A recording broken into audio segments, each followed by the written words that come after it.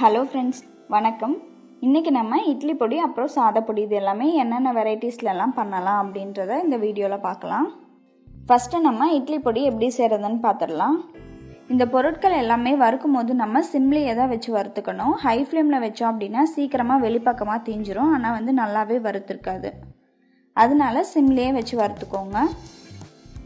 இதுக்கு 1/2 கப் அளவுக்கு உளுத்தம்பருப்பு சேர்த்து வறுத்துக்கலாம். இது கொஞ்சம் பொன்னிறமாகிற வரைக்கும் வறுத்துக்கோங்க. உளுத்தம்பருப்பு பாருங்கள், நல்லா கலர் சேஞ்ச் ஆகிருக்கு. இதை நம்ம இந்த பிளேட்டை எடுத்து போட்டுடலாம். நெக்ஸ்ட் நம்ம 1/2 கப் அளவுக்கு கடலைப்பருப்பை சேர்த்து வறுத்துக்கலாம். இதையுமே நல்லா கலர் சேஞ்ச் ஆகிற வரைக்கும் வறுத்துக்கணும். இந்த பருப்பெல்லாம் வறுக்கிறதுக்கு பார்த்தீங்கன்னா 5லேருந்து 7 நிமிஷம் வரைக்கும் ஆகும். அதனால நல்லா பொறுமையாக சிம்லேயே வச்சு வறுத்துக்கோங்க. இப்போ பாருங்கள், இது நல்லா கலர் சேஞ்ச் ஆகிடுச்சு. இதை நம்ம பிளேட்டில் எடுத்து போட்டுடலாம். அடுத்ததாக 1/4 கப் அளவுக்கு பொட்டுக்கடலையை சேர்த்து ஒரு 2 நிமிஷம் நல்லா வறுத்துக்கலாம். இதையும் நம்ம எடுத்து போட்டுட்டு இதில் ஒரு 1/4 கப் அளவுக்கு வெள்ளையல் சேர்த்து வறுத்துக்கலாம். நீங்கள் கருப்பியல் சேர்க்குறீங்க அப்படின்னா அதை நல்லா கழுவிட்டு தூசியெல்லாம் நீக்கின பிறகு காய வச்சுட்டு வறுத்துக்கோங்க. இப்போ பாருங்கள், இது கொஞ்சம் லைட்டாக கலர் சேஞ்ச் ஆகிருக்கு. இதை நம்ம எடுத்து போட்டுடலாம். இது எல்லாம் வறுக்கும் போது நம்ம எதையுமே தீய விட்டுறாமல் வறுக்கணும். அப்போ தான் பொடி நல்லா டேஸ்ட்டாக இருக்கும். அடுத்தது நம்ம 6 வரமிளகாயை சேர்த்து வறுத்துக்கலாம். காஷ்மீரி மிளகாய் இருந்துச்சு அப்படின்னா அதையும் ஒரு 4 மிளகாய் சேர்த்துக்கோங்க. காஷ்மீரி மிளகாய் சேர்த்தோம் அப்படின்னா பொடி நல்லா கலர்ஃபுல்லாக இருக்கும். காஷ்மீரி மிளகாய் இல்லை அப்படின்னா விட்டுருங்க, அது இல்லாமலேயே நம்ம பண்ணிக்கலாம். மிளகாயை நம்ம 1 நிமிஷத்துலேருந்து 2 நிமிஷம் வரைக்கும் வறுத்தா போதும். இதை நம்ம எடுத்து போட்டுடலாம். அடுத்ததாக ஒரு கை அளவுக்கு கருவேப்பிலையை சேர்த்து நல்லா கிறிஸ்பி ஆகிற வரைக்கும் வறுத்துக்கணும்.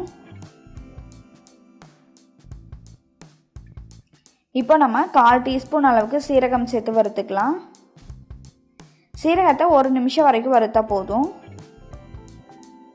இப்போ நம்ம ஸ்டவ் ஆஃப் பண்ணிவிட்டு இதில் 1 டீஸ்பூன் அளவுக்கு பெருங்காயம், 1/4 டீஸ்பூன் மஞ்சள் தூள், 1/2 டேபிள் ஸ்பூன் அளவுக்கு உப்பு சேர்த்து நல்லா கிளறிட்டு எடுத்து போட்டுருங்க.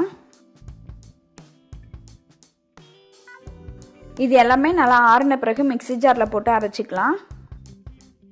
இப்போ பாருங்கள், இதெல்லாம் நல்லா அரைச்சாச்சு. நான் இப்போ கடைசியாக 1 டேபிள் ஸ்பூன் அளவுக்கு காஷ்மீரி சில்லி பவுடர் சேர்த்துக்கிறேன். இந்த மிளகாய் தூள் சேர்த்தோம் அப்படின்னா இன்னும் கொஞ்சம் கலர்ஃபுல்லாக இருக்கும், அதுக்காக தான் சேர்த்துருக்கேன். இப்போ பாருங்கள், நம்மளோட இட்லி பொடி நல்லா ரெடி ஆயிடுச்சு. இதை நம்ம இட்லிக்கு, தோசைக்கு, அப்புறமேட்டு பொரியலுக்கு கூட இதை சேர்த்துக்கிட்டோம் அப்படின்னா பொரியல் நல்லா டேஸ்ட்டாக இருக்கும். ட்ரை பண்ணி பாருங்கள். அடுத்ததாக நம்ம பூண்டு சாத பொடி எப்படி செய்கிறதுன்னு பார்க்கலாம். இதுக்கு நம்ம கடாயை நல்லா ஹீட் பண்ணிக்கலாம். இதில் 1 கப் அளவுக்கு பொட்டுக்கடலை சேர்த்து வறுத்துக்கோங்க. பொட்டுக்கடலை பார்த்தீங்க அப்படின்னா சீக்கிரமாகவே வறுத்துடும். 2 நிமிஷத்துக்குள்ளாரையே பாருங்கள், இந்த மாதிரி கொஞ்சம் அங்கங்கே கலர் சேஞ்ச் ஆகிருக்கு. இந்த மாதிரி கலர் சேஞ்ச் ஆகிற வரைக்கும் வறுத்துட்டு இதை வேற ஒரு பிளேட்டில் எடுத்து போட்டுடலாம். ரொம்ப தீய விட்டுறாதீங்க.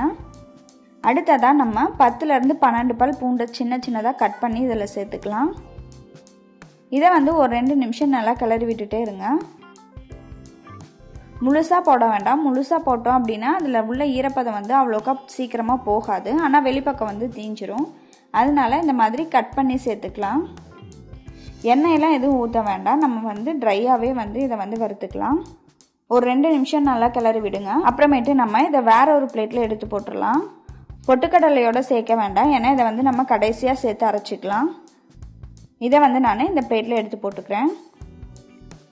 அடுத்ததாக நம்ம 5 வரமிளகாயை சேர்த்து வறுத்துக்கலாம். மிளகாய் உங்களோட காரத்துக்கு ஏற்ற மாதிரி சேர்த்துக்கோங்க. 5லேருந்து 8 மிளகாய் வரைக்கும் சேர்த்துக்கலாம். மிளகாயோட காரத்தை பொறுத்தும் சேர்த்துக்கோங்க. என்னோட மிளகாய் பார்த்தீங்கன்னா ரொம்ப காரமாக இருக்கும், அதனால நான் 5 மட்டும் சேர்த்துக்கிறேன். இப்போ பாருங்கள், மிளகாய் நல்லா வறுத்தாச்சு. இதை எடுத்து நம்ம பொட்டுக்கடலை வச்சுருந்தோம்ல அந்த பிளேட்லேயே போட்டுடலாம். அடுத்ததாக இதில் நம்ம 1/2 டீஸ்பூன் அளவுக்கு சீரகத்தை சேர்த்து வறுத்துக்கலாம். ரொம்ப சீரகம் சேர்க்க வேண்டாம், ஏன்னா சீரகத்தோட ஸ்மெல் தான் ரொம்ப அதிகமாக இருக்க மாதிரி இருக்கும். அதனால ஒரு 1/2 டீஸ்பூன் வரைக்கும் மட்டும் சேர்த்துக்கோங்க. சீரகத்தை ஒரு 1 நிமிஷம் நல்லா வறுத்துக்கலாம். இதையும் எடுத்து அந்த பிளேட்லேயே போட்டுடலாம். அடுத்ததாக நம்ம அடுப்பை ஆஃப் பண்ணிடலாம். இப்போ இந்த வாணலியில் 1 டீஸ்பூன் அளவுக்கு பெருங்காயம், 1/2 டேபிள் ஸ்பூன் அளவுக்கு உப்பு சேர்த்து நல்லா மிக்ஸ் பண்ணிக்கலாம். இதையும் நம்ம அதே பிளேட்லேயே போட்டுடலாம். பூண்டை மட்டும் தனியாக எடுத்து வச்சுருக்கோம். இப்போ நம்ம இது எல்லாமே நல்லா ஆறின பிறகு மிக்ஸி ஜாரில் போட்டு அரைச்சி எடுத்துக்கலாம். ஃபஸ்ட்டு நம்ம இந்த பொட்டுக்கடலை, வரமிளகாய், உப்பு, பெருங்காயம் போட்டிருக்கோம்ல, இதை ஃபஸ்ட்டு நம்ம அரைச்சி எடுத்துக்கலாம்.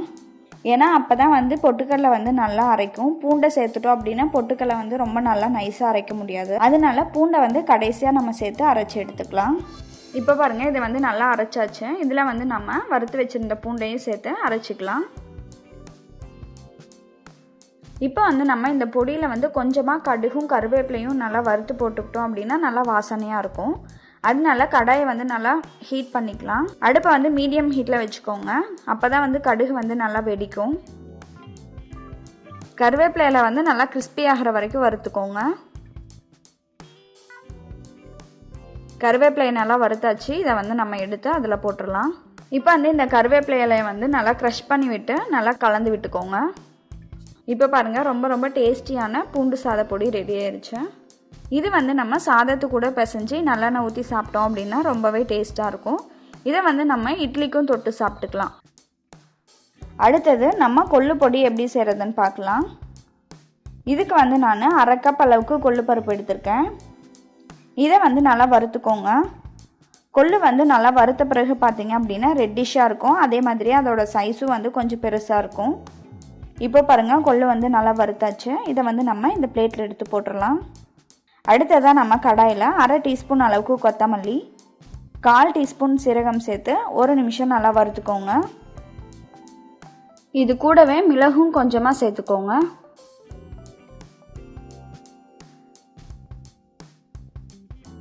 அடுத்ததாக நம்ம 3 வரமிளகாய் சேர்த்து வறுத்துக்கலாம். இப்போ வந்து 4 பல் பூண்டு சேர்த்து வறுத்துக்கோங்க. பூண்டை வந்து இந்த மாதிரி கட் பண்ணி போட்டு வறுத்துக்கோங்க. இப்போ வந்து நம்ம ஸ்டவ் ஆஃப் பண்ணிவிட்டு 1/2 டீஸ்பூன் உப்பு, 1/2 டீஸ்பூன் பெருங்காயம், 1 பிஞ்ச் அளவுக்கு மஞ்சள் தூள் சேர்த்துக்கலாம். இது எல்லாத்தையும் நம்ம 1 நிமிஷம் நல்லா கிளறிட்டு இந்த பிளேட்டில் எடுத்து போட்டுடலாம். இப்போ வந்து நம்ம இது எல்லாத்தையும் மிக்ஸி ஜாரில் போட்டு நல்லா அரைச்சி எடுத்துக்கலாம்.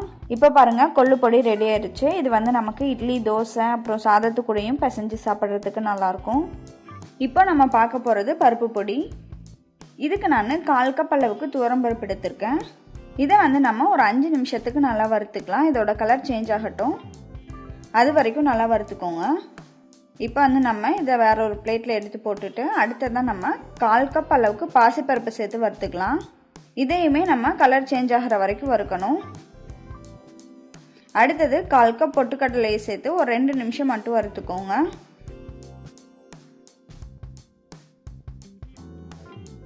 அடுத்ததாக 2 டேபிள் ஸ்பூன் அளவுக்கு கடலைப்பருப்பு போட்டுக்கலாம். இதையும் கலர் சேஞ்ச் ஆகிற வரைக்கும் வறுத்துக்கோங்க. அடுத்ததாக 2 டேபிள் ஸ்பூன் அளவுக்கு உளுத்தம்பருப்பு சேர்த்து வறுத்துக்கோங்க. இதையும் நம்ம கலர் சேஞ்ச் ஆகிற வரைக்கும் வறுக்கணும், இல்லைன்னா பச்சை வாசனை அடிக்கும். அதனால நல்லா வறுத்துக்கோங்க. இப்போ நான் வந்து இதில் ஒரு 10 பல் அளவுக்கு பூண்டு சேர்த்துக்கிறேன். இந்த மாதிரி கட் பண்ணி சேர்த்துக்கோங்க. இந்த பருப்பு பொடியில் வந்து பூண்டு சேர்க்கறது வந்து ஆப்ஷனல் தான். உங்களுக்கு பூண்டோட வாசனை பிடிக்கும் அப்படின்னா சேர்த்துக்கோங்க, இல்லைன்னா விட்டுறலாம். பூண்டு சேர்த்துக்கிட்டோம் அப்படின்னா இன்னும் நல்லா வாசனையாக டேஸ்ட்டாக இருக்கும். அதுக்காக தான் சேர்த்துருக்கேன். இப்போ வந்து நம்ம 6 வரமிளகாயை வறுத்துக்கலாம். இப்போ நம்ம ஒரு கை அளவுக்கு கருவேப்பிலையை நல்லா கிறிஸ்பி ஆகிற வரைக்கும் வறுத்துக்கலாம். இப்போ பாருங்கள், கருவேப்பிலை நல்லா கிறிஸ்பி ஆகிடுச்சு. இதை வந்து எடுத்து போட்டுடலாம். அடுத்ததாக நம்ம 1/2 டீஸ்பூன் அளவுக்கு சீரகத்தை வறுத்து சேர்த்துக்கலாம். இப்போ வந்து நம்ம ஸ்டவ் ஆஃப் பண்ணிவிட்டு 1/4 டீஸ்பூன் அளவுக்கு மஞ்சள் தூள், 1 டீஸ்பூன் பெருங்காயம், 1/2 டேபிள் ஸ்பூன் அளவுக்கு உப்பு சேர்த்துக்கலாம். இது கூடவே 1 டேபிள் ஸ்பூன் அளவுக்கு காஷ்மீரி மிளகாய் தூள் சேர்த்துக்கோங்க. இந்த பொடிக்கும் பார்த்தீங்கன்னா நம்ம வந்து பருப்பெல்லாம் ஃபஸ்ட்டு அரைச்சிட்டு கடைசியாக வந்து பூண்டை சேர்த்து அரைச்சிக்கலாம். இப்போ பாருங்கள், பருப்பு பொடியும் ரெடி ஆயிடுச்சு. கடைசியாக நம்ம வேர்க்கடலை பொடி செய்கிறத பற்றி பார்க்கலாம். இதுக்கு வந்து நான் 1 கப் அளவுக்கு வேர்க்கடலை எடுத்திருக்கேன். இது வந்து வறுத்த வேர்க்கடலை தான். அதனால நான் வந்து இது 2 நிமிஷம் மட்டும் வறுத்துக்கிறேன். வறுக்காத வேர்க்கடலை அப்படின்னா ஒரு 10 நிமிஷம் வரைக்கும் அது வந்து கொஞ்சம் கிறிஸ்பி ஆகிற வரைக்கும் நல்லா வறுத்துக்கோங்க.